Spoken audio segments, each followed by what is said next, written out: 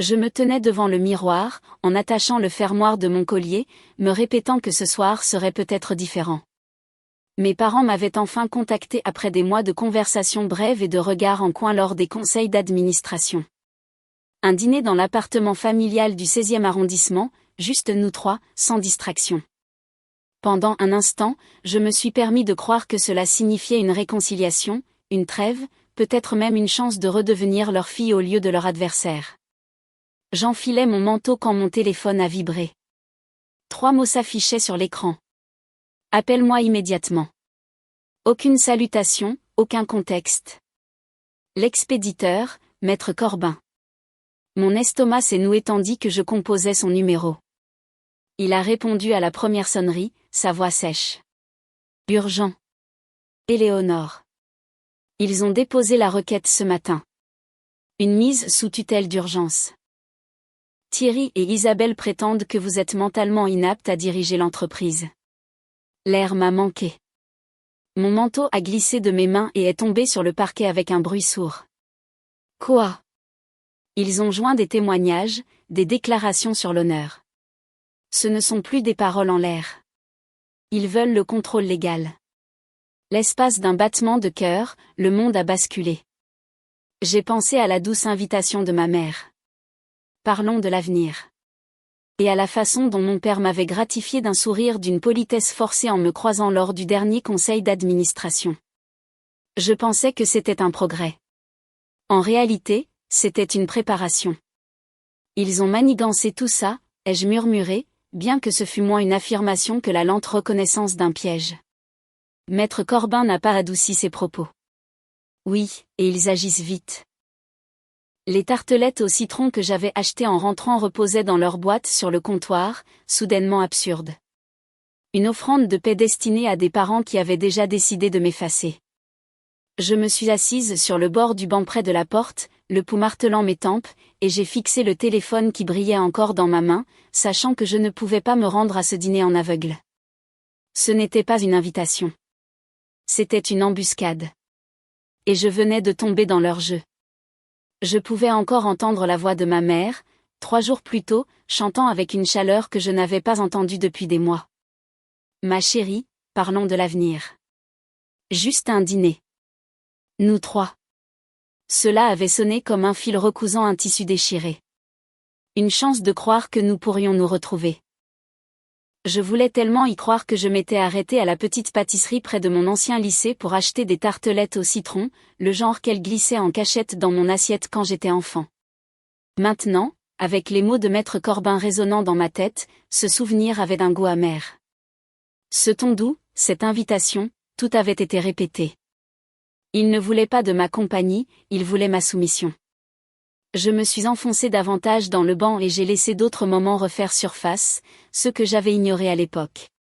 Mon père me coupant la parole en pleine réunion trimestrielle, terminant ma phrase comme si je n'avais rien dit. Le rire léger de ma mère devant les employés. Éléonore oublie des choses ces derniers temps, mais qui n'en oublie pas? Tout le monde avait ri, et je m'étais forcée à sourire aussi, prétendant que c'était anodin. Mais ce n'était pas anodin. C'était une érosion lente et délibérée. J'avais mis cela sur le compte de la tension, de l'âge, de la dynamique familiale.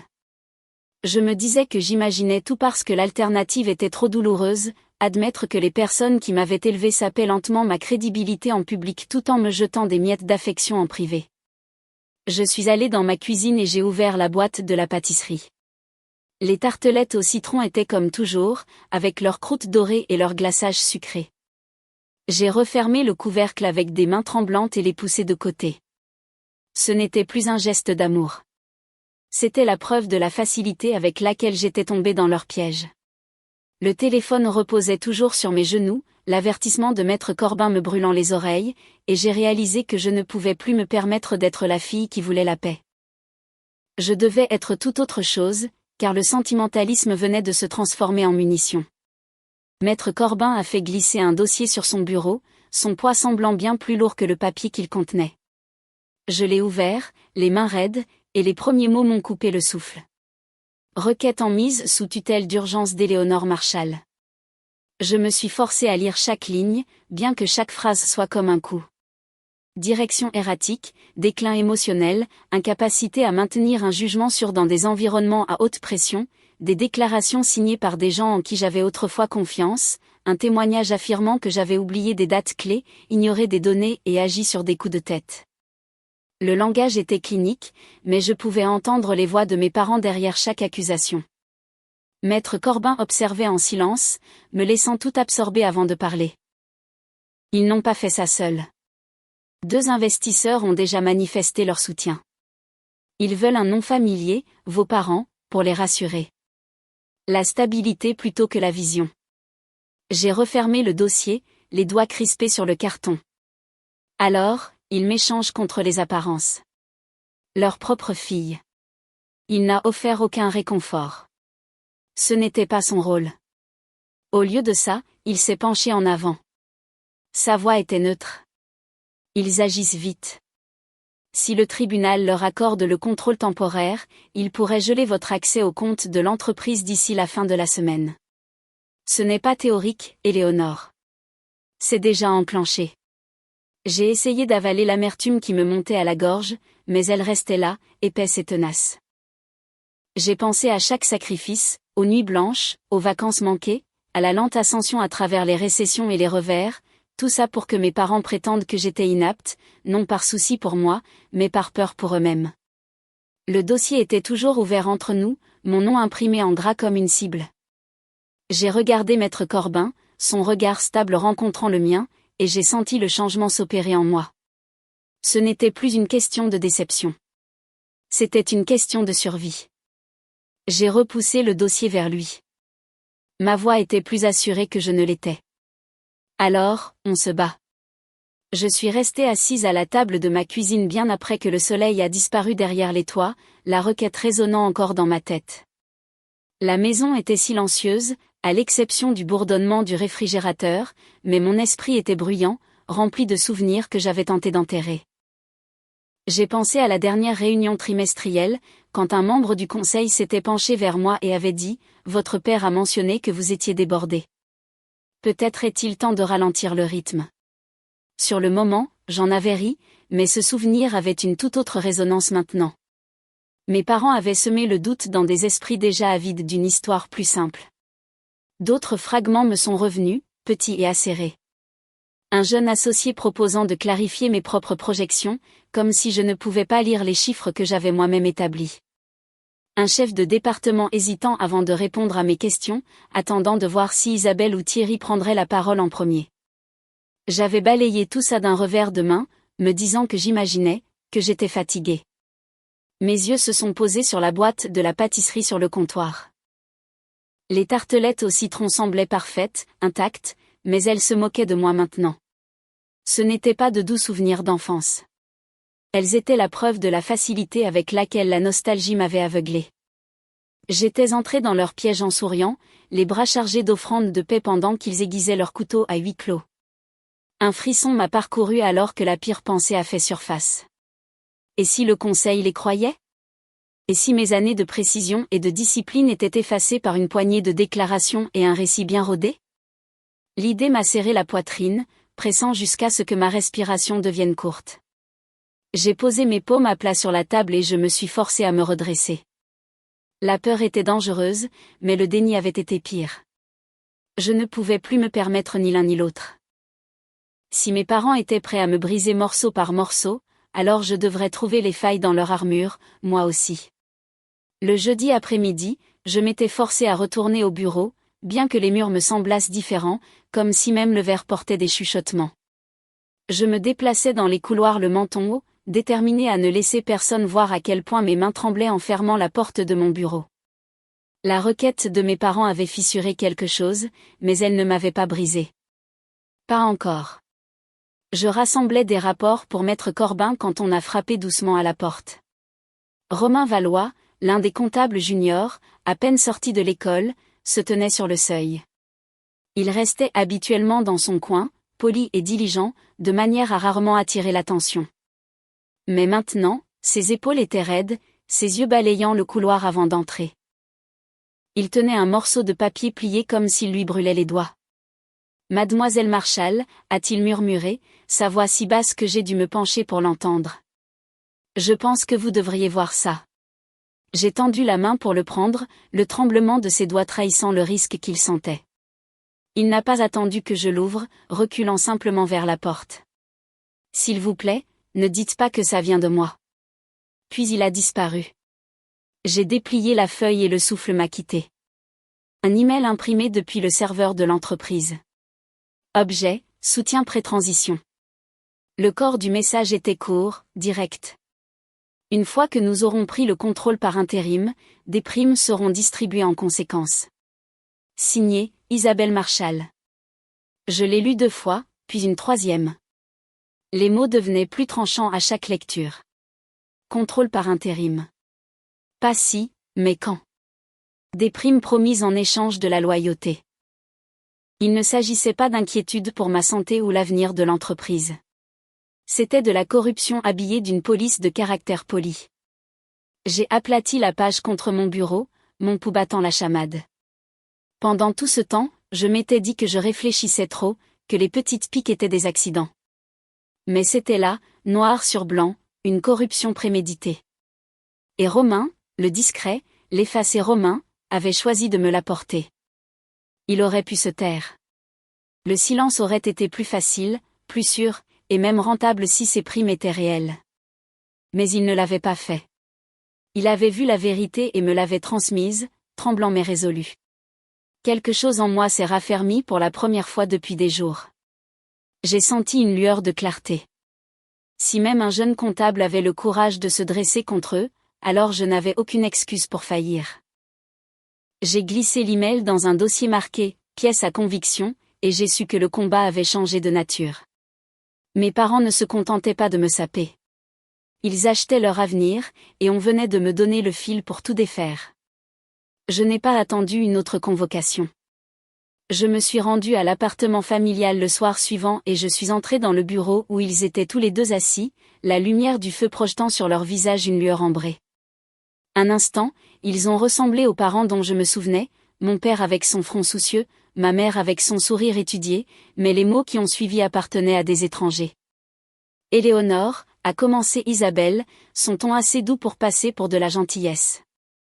Nous n'avons jamais voulu que cela soit perçu comme une attaque. Tu as fait des choses incroyables, mais chacun a son temps. Nous voulons juste rendre cette transition élégante pour toi. Thierry s'est penché en avant, croisant les mains comme si nous discutions de la météo. Mieux vaut partir avant que des questions ne soient posées. Nous pouvons garder ça discret. Te laisser te retirer avec dignité. C'est de la clémence, ma fille. De la clémence. Le mot m'a frappé comme de la glace. Ma gorge s'est serrée, mais je l'ai forcée à s'ouvrir. Vous avez déposé une requête dans mon dos. Vous avez dit au tribunal que j'étais incompétente. Ce n'est pas de la clémence. C'est un masque. Et j'ai les preuves. Pour la première fois, leur expression a changé. Le sourire d'Isabelle a vacillé et la mâchoire de Thierry s'est durcie. Mais aucun n'a rien admis. Ils ont simplement échangé un regard que j'avais vu 1000 fois lorsqu'ils présentaient un front uni au monde. Je ne suis pas restée plus longtemps. Toute conversation au-delà de ça ne ferait que leur donner du terrain. J'ai tourné les talons et je suis sortie, mes talons résonnant sur le marbre, mon pouls régulier comme il ne l'avait pas été depuis des semaines. Plus tard, dans mon propre bureau, j'ai commencé à éplucher les registres financiers de l'entreprise avec un œil plus aiguisé que jamais. C'est alors que les chiffres ont commencé à briller comme des braises dans une pièce sombre. Un paiement de 12 000 € à un cabinet de conseil en stratégie dont personne n'avait entendu parler. Un autre de 8 500 € à un soi-disant consultant à l'étranger sans aucun rapport, aucune livraison, aucune trace de travail réel. Je me suis reculée, fixant l'écran, les chiffres hurlant plus fort que les mots n'auraient jamais pu le faire. La fraude n'était plus un soupçon. Elle était indéniable, enregistrée et horodatée. Mes parents n'avaient pas seulement essayé de me détruire avec une histoire. Ils finançaient leur trahison avec de l'argent volé. Et avec chaque document que je sauvegardais dans mon dossier grandissant, je savais que la façade de la clémence se fissurait, ne laissant derrière elle que l'acier brut de la stratégie. Le week-end, mon bureau ne ressemblait plus à un espace de travail. Il ressemblait à un bunker. Chaque surface était couverte de classeurs et de dossiers, chacun étiqueté en lettres capitales, bilans médicaux, croissance du chiffre d'affaires, fidélisation client, recommandations du personnel. J'ai construit ce mur de preuves brique par brique, de la même manière que j'avais bâti l'entreprise elle-même, patiemment, précisément, sans raccourci. J'ai d'abord disposé les rapports médicaux irréprochables, signés par 2 spécialistes confirmant ce que je savais déjà.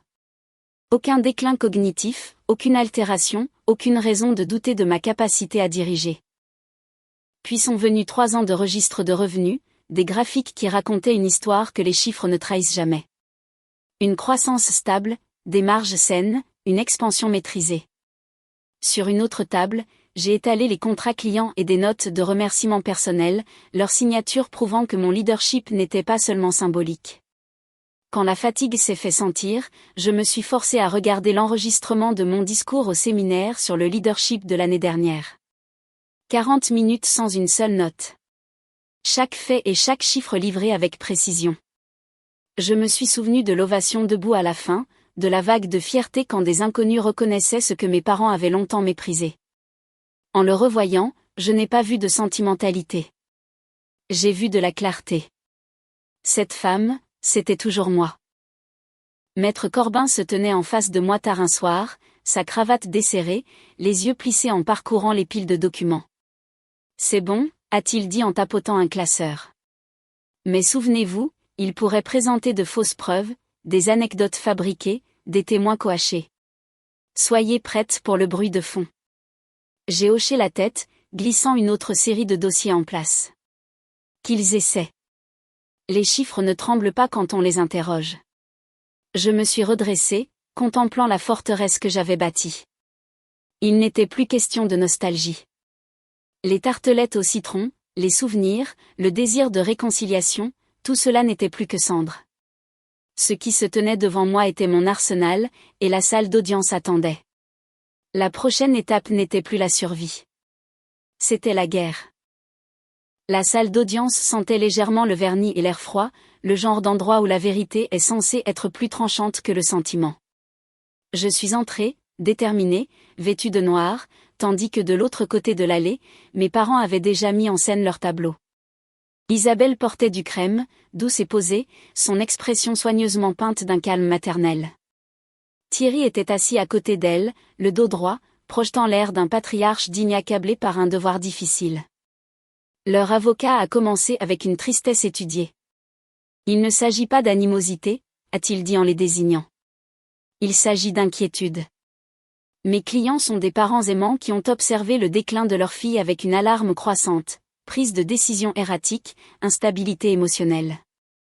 Ils ont agi non par ambition, mais par nécessité. J'ai gardé les mains jointes, écoutant la fiction qu'ils tissaient en public.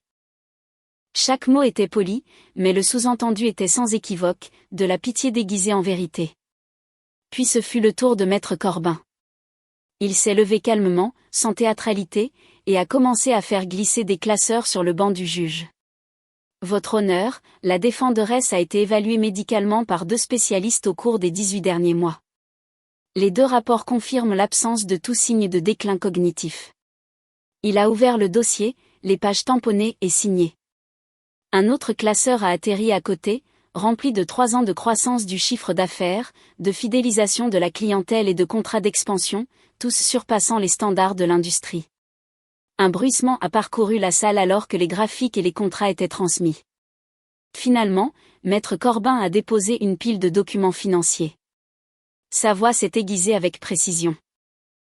Et nous avons ici la documentation de paiement non autorisé. 12 000 € à une société écran, 8 500 € à un consultant à l'étranger. Ces virements ont été approuvés par les requérants, déguisés en dépenses de l'entreprise. Le juge a feuilleté les pages lentement avant de lever les yeux. Sa voix était calme, mais elle a frappé comme un marteau.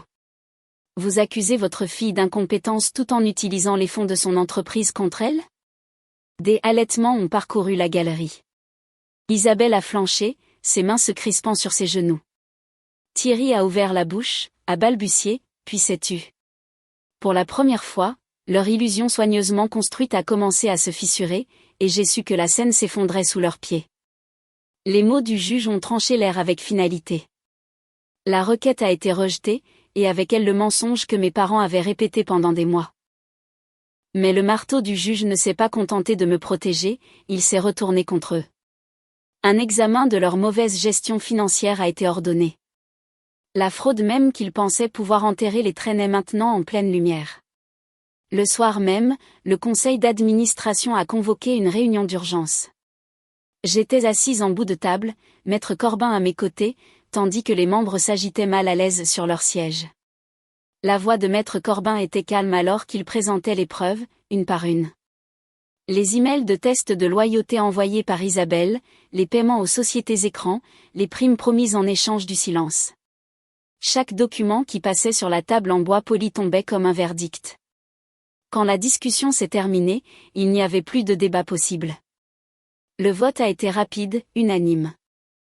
Thierry et Isabelle ont été démis de toutes leurs fonctions, leurs noms retirés des postes qu'ils avaient autrefois portés comme des couronnes. Pour la première fois, ils n'avaient plus de scène, plus de script, plus de pouvoir. De l'autre côté de la table, Isabelle s'est penchée en avant, sa voix tremblant juste assez pour paraître presque sincère. Nous voulions seulement ce qu'il y a de mieux. J'ai croisé son regard, ma voix assurée. Vous vouliez ce qui était à vous. J'ai construit ce qui était à moi. Elle a tressailli, et le silence s'est répandu dans la pièce. Les membres du conseil se sont tournés vers moi, attendant mes instructions. Ce moment qui m'avait autrefois terrifié me semblait maintenant mérité. Le trône qu'ils avaient tenté de s'approprier avait disparu, et le poids du leadership reposait à nouveau là où il devait être. J'ai signé les documents de révocation sans hésiter, sachant que le prochain chapitre de cette bataille avait déjà commencé. 2 semaines plus tard, je suis entré dans la salle du conseil à 9 heures précises. Chaque siège était occupé, l'air chargé d'anticipation. Lorsque je suis entré, les membres se sont levés de leur chaise en un signe de reconnaissance tacite. Ce n'était plus de la pitié dans leur visage. C'était du respect. J'ai pris ma place en bout de table, dans le fauteuil qui m'avait autrefois paru si lourd de doute. Cette fois, il m'allait comme s'il avait été fait pour moi. J'ai laissé le silence s'installer avant de parler. Cette entreprise est mon héritage. Elle a été bâtie sur la discipline, sur l'endurance, sur des choix qui n'ont jamais été faciles, mais qui ont toujours été délibérés. À partir d'aujourd'hui, la trahison a des conséquences, qu'elles viennent de la famille ou non. Personne n'a discuté, personne n'a détourné le regard. Ils ont simplement hoché la tête, certains lentement, d'autres avec soulagement, comme si le sol sous nos pieds s'était enfin stabilisé.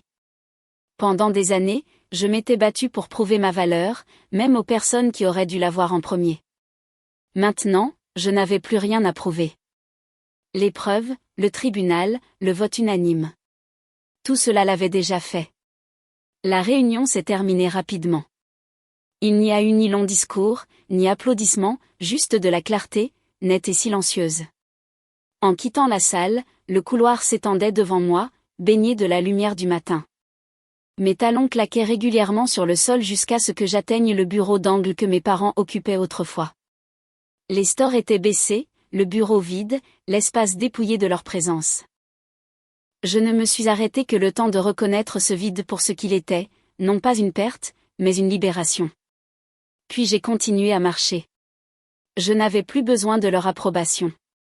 Ce qu'ils avaient tenté d'effacer, je l'avais reconquis.